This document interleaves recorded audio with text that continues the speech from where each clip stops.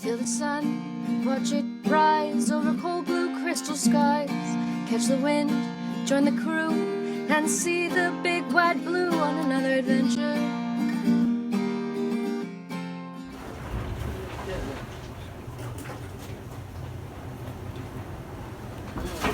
Great.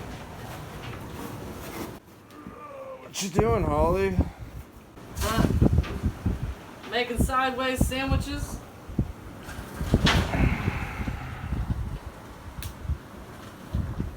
You know, really roughing it out here. It's kind of like beach glamping, but a little crooked. I'm really excited about these packs of tuna. We have a great support team. They bring us food like every day, and they brought us all these great groceries to eat, so we can stay here and keep things from being stolen off the boat. With every passing day, removing the dirt and diesel from inside the boat, our glamping gets slightly more comfortable, and soon we are able to move off of the deck of the boat and make a little crooked pallet inside. See, their sleeping arrangements are not quite the normal direction. As you can see, we now have a big blue barrel that needs to be raised on a halyard, but all the halyards were stolen, so first we have yet another task.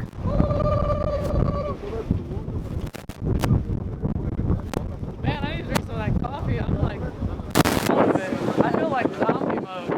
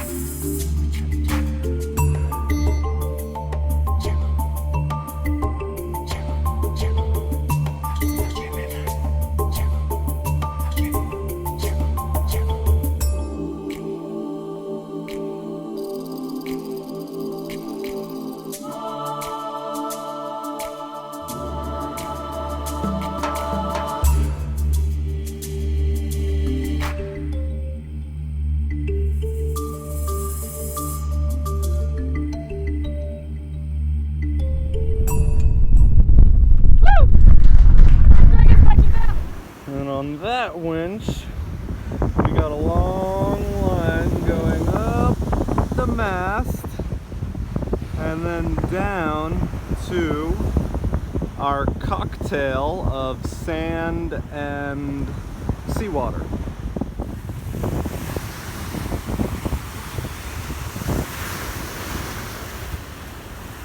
So we got some anchors out there. We got a holly there. Alright, so why do we have a cocktail of sand and seawater? And why does it look like I'm trying to drown myself in the surf hanging onto a rope? Well, the whole purpose of most of my videos, and this video especially, is to show you that you can accomplish anything in the world that you put your mind to.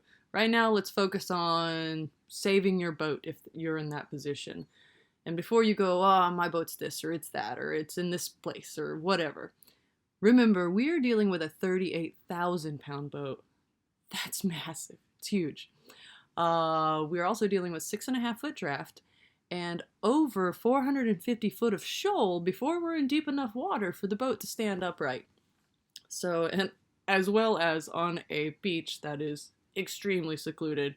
As mentioned in the previous video, everything was carried in by hand, manually. Some of the equipment was so big it took 2 and 3 of us to shuffle it down the beach, set down, rest, shuffle more down the beach, set down, rest. This is an extreme situation, so if you're in a situation where you're trying to save your boat right now...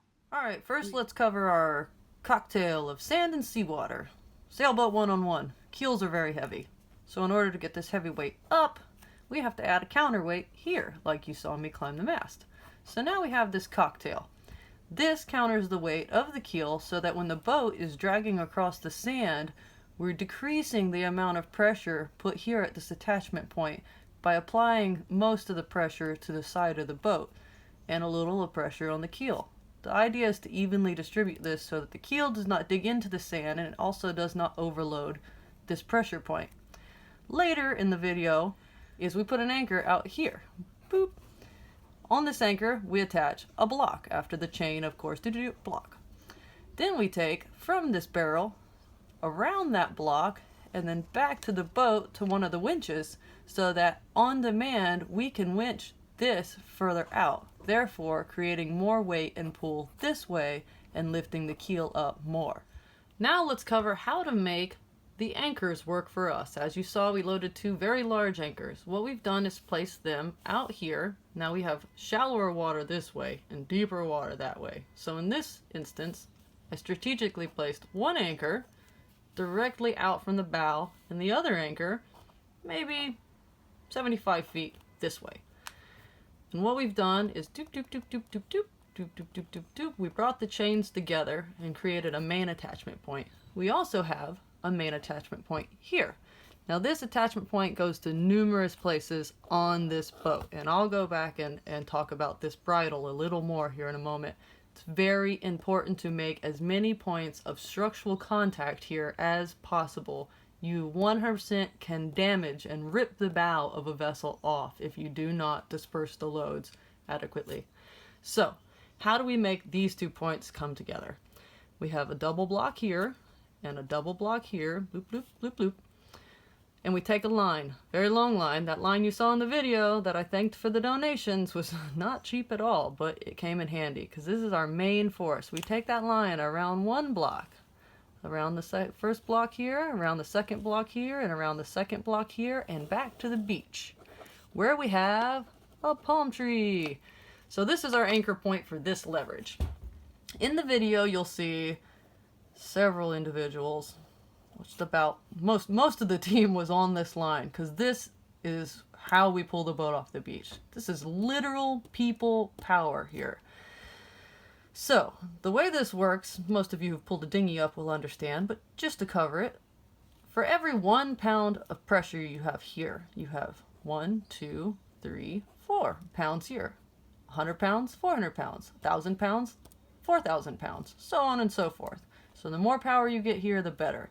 There's another phrase called jumping a line, and I don't know the exact mathematical equation, but I do know that if you, with a line anchored here, push this way, you will have more leverage and power than if you were to just try to pull this way with your people. Therefore, we've times 4 and then times something else the amount of manpower we have here. We have all these guys pulling, and of course every time we get slack in the line, we take it, we reattach it to the tree, so we have a tight line, and every time we take more, the vessel moves this way just a little bit.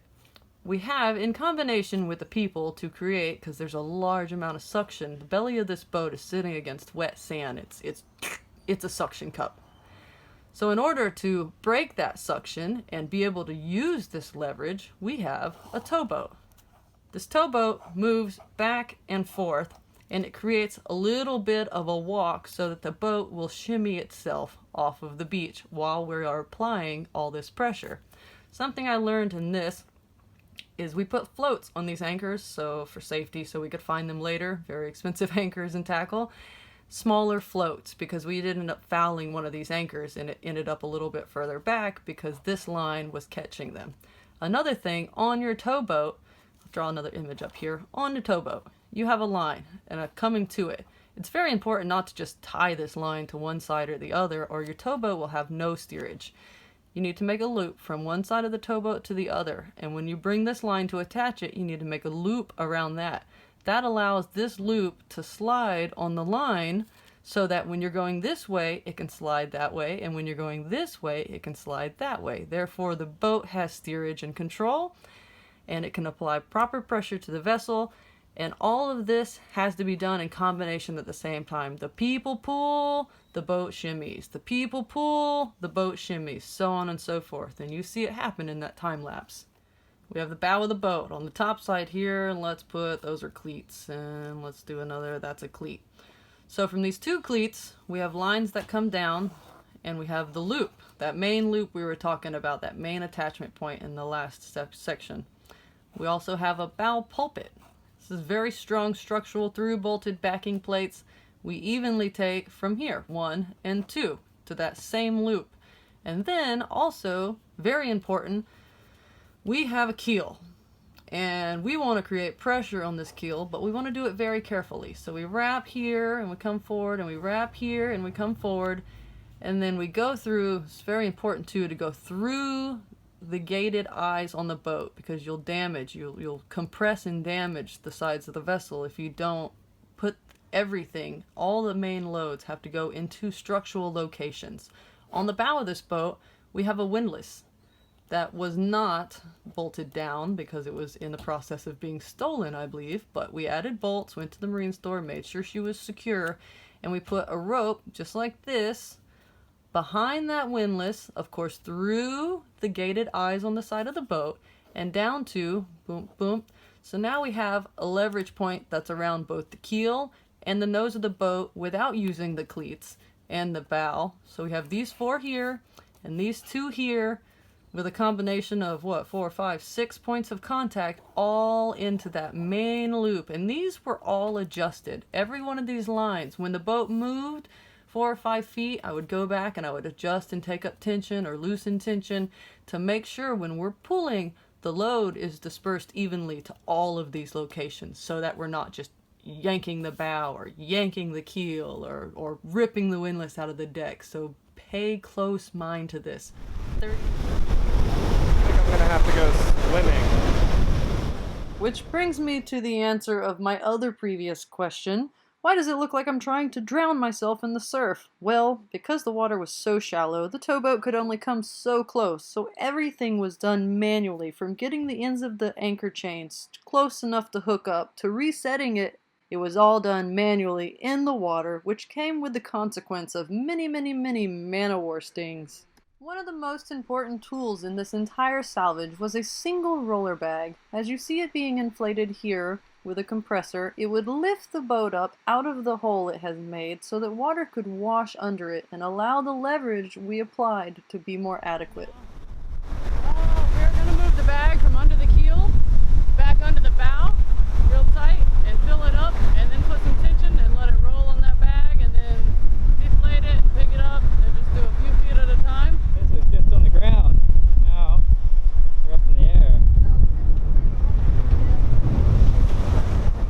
Slowly but surely, on the 7th day of our salvage operation, with 14 hands on the beach helping us that day, we were able to move the boat into about 3 feet of water. As the sun sets on the day and for this video, join us next time for, as Paul Harvey would say, the rest of the story, where we'll share many more tips, tricks, and a few lessons learned as we bring this salvage operation to a successful finish. If you enjoyed this episode of Another Adventure, please take 2 seconds and share it with a friend or on your favorite social media. Jump on in, grab a line. The water's feeling fine. Catch a fish, maybe 2. Let's sail off, me and you, on another adventure. On another adventure. Let's sail off, me and you, on another adventure.